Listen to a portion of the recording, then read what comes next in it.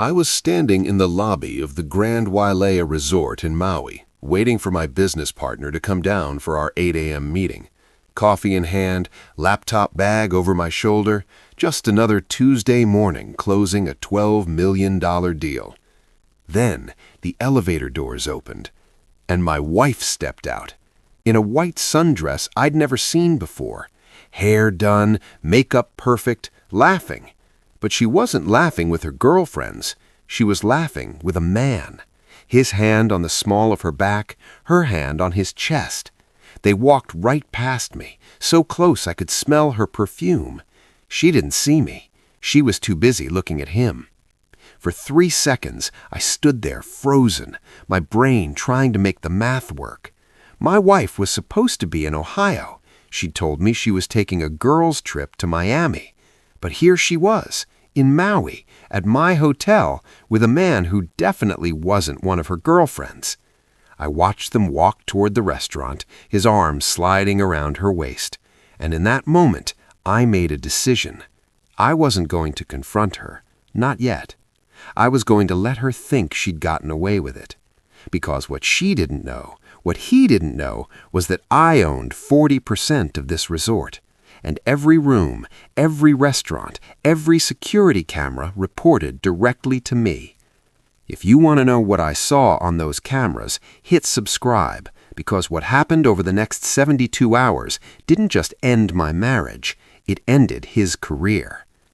My name is Nathan Cross. I'm 39 years old, and I'm a commercial real estate developer based in Cincinnati, Ohio. For the last 12 years, I've built my company from the ground up. We develop luxury hotels and resorts across the U.S., mostly in vacation destinations: Hawaii, Florida, California, Colorado, places people go to escape their real lives. I'm good at what I do, very good. Last year, my company closed $340 million in deals. We own stakes in 17 properties, including the Grand Wailea in Maui, one of the most exclusive resorts in Hawaii. I travel constantly, 2, sometimes 3 weeks a month. My wife, Lauren, used to complain about it. "You're never home, Nathan." "I'm building something," I'd say. "For us, for our future." "What future?" she'd snap back. "You're always gone." I thought she was just frustrated, lonely. I didn't realize she was planning an exit strategy. Lauren and I met in college, Ohio State. I was studying business, she was studying marketing.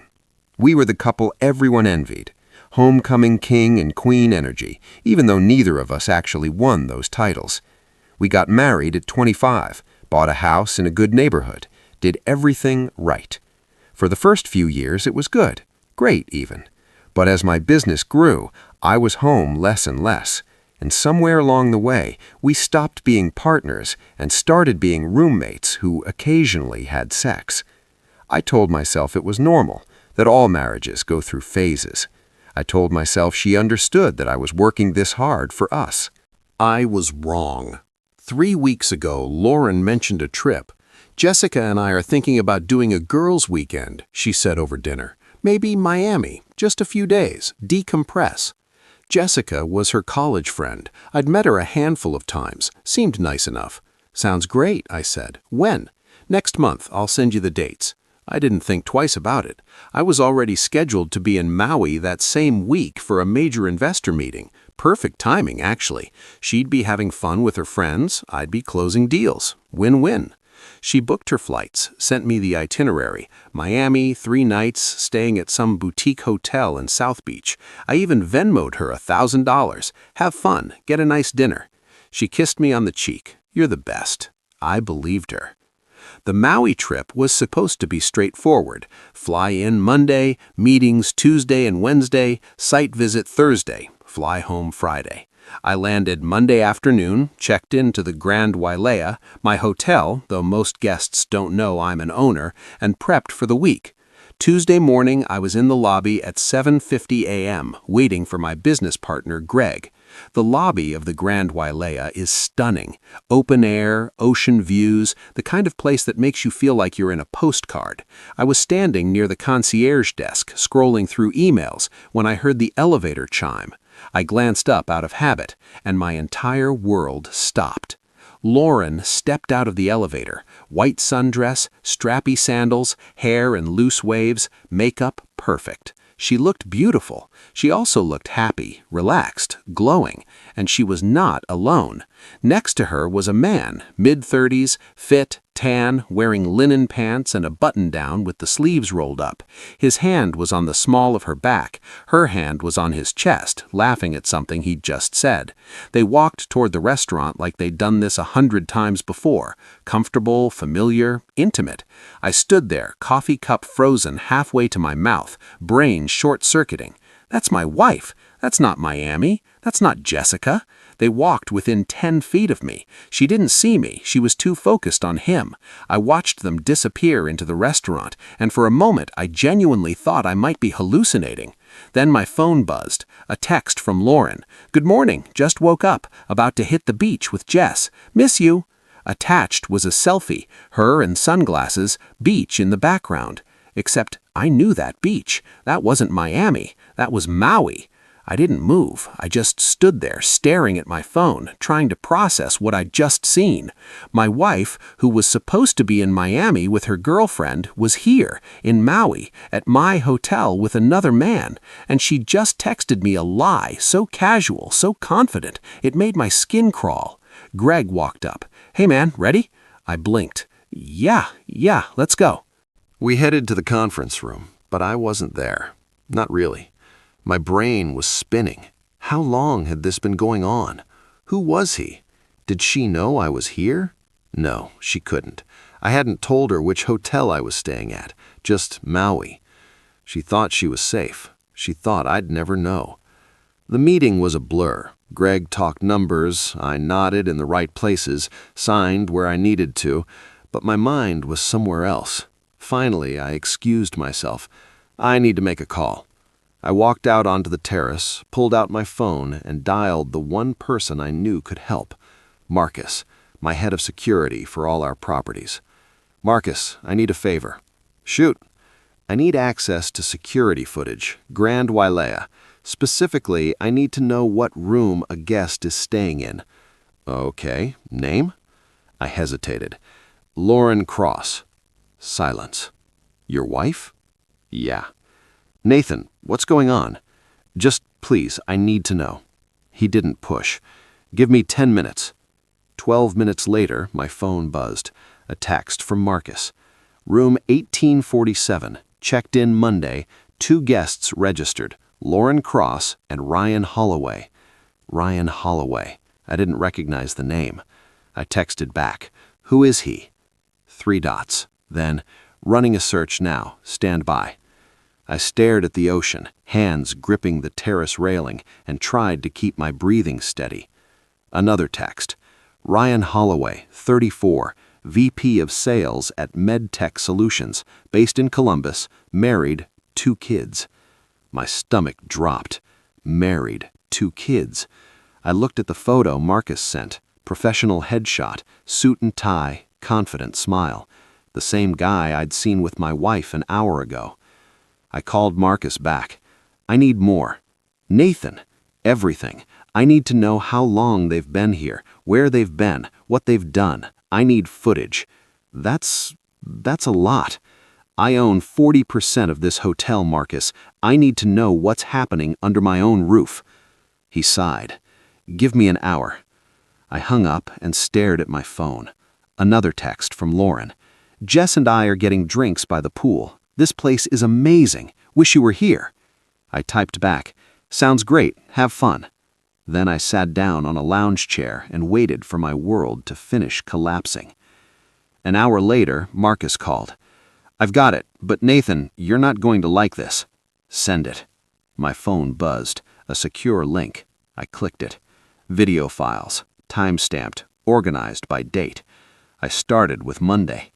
Monday, 2:47 p.m., lobby.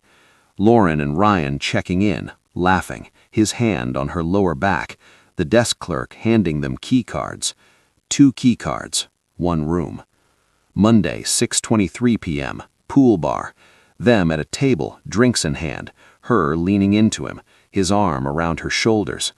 Monday, 9:15 p.m., restaurant, dinner, candlelit table, wine, her reaching across to touch his hand. Monday, 11:38 p.m., elevator, them stepping in, the doors closing, his hands on her waist, her arms around his neck. I stopped the video. My hands were shaking. I opened the next file. Tuesday, 7:42 a.m., elevator, them leaving the room, her in that white sundress, him in linen, the same scene I'd witnessed live an hour ago. I scrolled through more files. Breakfast, pool, lunch, more drinks, dinner. Every moment they looked like a couple on their honeymoon, and every moment my wife was texting me lies. I sat there on that terrace for a long time, staring at the ocean, trying to figure out what to do. Part of me wanted to storm up to room 1847 and kick the door down. Part of me wanted to call her right now and scream. But a bigger part of me, the part that had built a $340 million company from nothing, knew better. Anger is loud, strategy is quiet, and I wasn't going to give her the satisfaction of an explosion. I was going to let her finish her trip, let her think she'd gotten away with it, and then I was going to dismantle her life piece by piece, starting with Ryan Holloway. I called Marcus back. I need everything on Ryan Holloway, where he works, who he reports to, his wife's name, his kids' school, everything. Marcus, what are you planning? I'm planning to protect myself, I said, and I'm planning to make sure he understands what he's done. Marcus hesitated. This could get messy. It's already messy. I'm just cleaning it up. He sighed. I'll have it by tonight. That evening, I sat in my room, 3 floors above Lauren and Ryan, and read through Marcus's report. Ryan Holloway, VP of Sales, MedTech Solutions, married to Jennifer Holloway, 33, elementary school teacher. 2 kids, Emma, 7, and Lucas, 5. Lives in Dublin, Ohio. Salary, $180,000 a year. No criminal record. Active on LinkedIn, Instagram, private account. I stared at the family photo Marcus had pulled from Facebook. Ryan, his wife, and 2 kids at a pumpkin patch, everyone smiling. The same man who was currently in bed with my wife. I opened a new document on my laptop and started typing. Not a confrontation, not a threat, a plan. Wednesday morning. I woke up early, showered, and put on my best suit. I had a meeting at 9 a.m. with the hotel's GM and our investment partners, but first I had something else to do. I went down to the restaurant, same place I'd seen Lauren and Ryan yesterday. I got a table with a clear view of the entrance, and I waited. At 8:17 a.m. they walked in, Lauren in a yellow sundress, Ryan in a polo and khakis. They sat at a table by the window, ordered coffee, held hands across the table. I watched them for 5 minutes, then I stood up, straightened my tie, and walked over. "Excuse me," I said, stopping at their table. They both looked up. Lauren's face went white. "Nathan?" her voice cracked. What are you doing here?" I smiled, calm, controlled. "I'm here on business, same as every month." Ryan looked confused. "You 2 know each other?" "We're married," I said pleasantly. "I'm Nathan, Lauren's husband." The color drained from his face. "Oh my God," Lauren whispered. I pulled out a chair and sat down. "Mind if I join you?" The silence at that table was deafening. Lauren's hands were shaking. Ryan looked like he was about to pass out. I sipped my coffee. "So, Ryan, is it?" He nodded, unable to speak. "VP of Sales at MedTech Solutions. Nice company. I've heard good things." His eyes widened. "How do you—" "I make it my business to know things," I said, "especially when those things involve my wife." Lauren found her voice. "Nathan, I can explain." "Can you?" I interrupted, still calm. because I'd love to hear the explanation for why you told me you were in Miami with Jessica, but you're actually in Maui with Ryan." She opened her mouth. Nothing came out. I turned to Ryan. "Does your wife know you're here?" His face went gray. "Please, Jennifer, right? Elementary school teacher? Emma and Lucas? Cute kids." "Don't," he whispered. "Don't what?" I asked. "Don't mention your family, the one you're betraying while you're here with my wife?" Lauren stood up. "Nathan, stop!" "Sit down," I said quietly. Something in my tone made her sit. I leaned back. "Here's what's going to happen. You two are going to finish your breakfast. You're going to check out of this hotel, and you're going to go home." "Nathan," "I'm not done," I said. "Lauren, when you get home, you're going to find divorce papers waiting for you. I suggest you hire a good attorney." I turned to Ryan. "And you're going to tell your wife the truth, every bit of it, because if you don't, I will." His voice was barely a whisper. "You can't." "I can, and I will. You have 24 hours. I stood up. "Oh, and one more thing. This hotel, I own 40% of it, which means I have access to every security camera, every transaction, every record of your stay."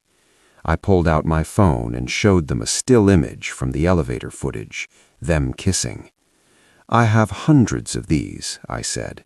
"So if either of you tries to spin this, tries to make me the bad guy, I'll make sure everyone, your employers, your families, your friends, sees exactly what you've been doing."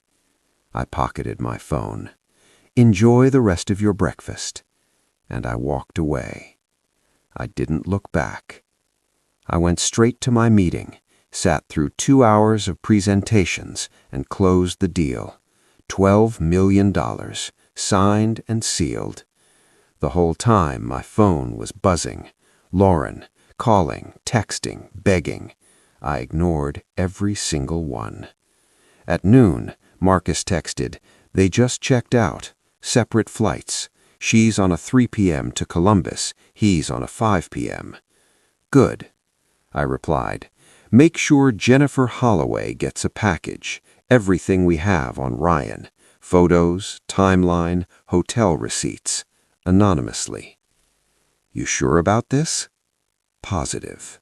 I flew home Friday, as planned. When I pulled into my driveway, Lauren's car was there. I walked into the house.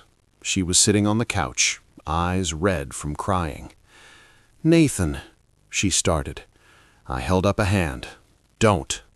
Please, just let me—" "There's nothing to say, Lauren. It's over." "It was a mistake," she sobbed. "I was lonely. You're never here. You just what?" I asked. "Decided to have an affair? Decided to lie to my face for God knows how long?" "It wasn't that long." "How long?" I demanded. She looked away. 3 months. 3 months. 90 days of lies, of texts, of "I love you," while she was planning trips with another man. "Get out," I said. "What?" "This is my house. I bought it before we got married. It's in my name. You have 48 hours to pack your things and leave." "You can't just—" "I can," I said, "and I am. The locks will be changed Sunday night. If you're still here, I'll have you removed." She stared at me, tears streaming down her face. "Nathan, please, we can fix this." "No," I said, "we can't, because I don't want to." She left Saturday morning. I watched her pack her car, crying the whole time. Part of me felt bad, a small part, but the bigger part, the part that had watched her lie to my face for 3 months, felt nothing. Sunday, I changed the locks. Monday, I filed for divorce. Tuesday, I got a call from an unknown number. "Is this Nathan Cross?" "Yes." "This is Jennifer Holloway." I closed my eyes. "Mrs. Holloway." "I got your package," she said. Her voice was shaking. "Thank you." "I'm sorry you had to see that." "I'm not," she said. "I needed to know. I've suspected for a while, but I didn't have proof." "What are you going to do?" "I'm filing for divorce," she said, "and I'm taking the kids. He doesn't get to do this to us." "Good," I said. "You deserve better." "So do you." We hung up. 3 weeks later, the divorce was moving forward. Lauren tried to fight it, tried to claim she deserved half of everything. Her lawyer argued that my business was built during the marriage, so she was entitled to a share. My lawyer, a shark named Patricia, who'd been with me since the beginning, shut that down fast. Mr. Cross's business is a separate entity. Mrs. Cross has no ownership stake, no involvement in operations, and no legal claim to assets held by the corporation. Lauren's lawyer tried to argue commingling of funds. Patricia showed that I'd kept everything separate. Business accounts, personal accounts, even the house was in my name alone. Mrs. Cross is entitled to half of marital assets, which amounts to the furniture, her car, and her personal belongings. That's it. Lauren's face went pale. "That's not fair." "Fair," Patricia said. "You committed adultery. You lied. You used marital funds to finance an affair. You're lucky my client isn't asking you to repay those expenses." The judge agreed. Lauren got her car, her clothes, and $50,000 as a settlement. I kept everything else. Ryan Holloway wasn't as lucky. His wife divorced him, took the kids, took the house. His company found out about the affair. Someone anonymously sent them the hotel footage, and he was quietly asked to resign. Last I heard, he was working at a mid-level sales job in Cleveland, paying child support, and living in a one-bedroom apartment. I didn't feel bad. Play stupid games, win stupid prizes. 6 months after the divorce was finalized, I was back in Maui. Same hotel, same view, different energy. I was sitting at the pool bar when a woman sat down next to me. "Is this seat taken?" I looked up. She was beautiful. Early 30s, dark hair, kind eyes. "It's all yours," I said. "Thanks, I'm Rachel." "Nathan." We talked for an hour. She was a marine biologist in Maui for a research project. She had no idea who I was, no idea what I was worth. She just liked talking to me. At the end of the night, she said, "I don't usually do this, but would you want to have dinner tomorrow?" I smiled. "I'd like that." That was 8 months ago. Rachel and I are still together. She knows everything now, about Lauren, about Ryan, about the divorce. She doesn't care about the money. She cares about me. And for the first time in years, I feel like I'm building something real. Not a business, not a portfolio, a life. Lauren reached out once, about a year after the divorce. A long email, apologizing, saying she'd made a mistake, asking if we could talk. I read it once. Then I deleted it. Some doors, once closed, don't need to be reopened. If you've ever been betrayed, if you've ever had someone take your trust and throw it away, this one's for you. Comment, "I moved on," if you've walked away from someone who didn't deserve you. Hit subscribe for more stories about the quiet strength it takes to rebuild. Because the best revenge isn't confrontation, it's becoming someone they can never touch again.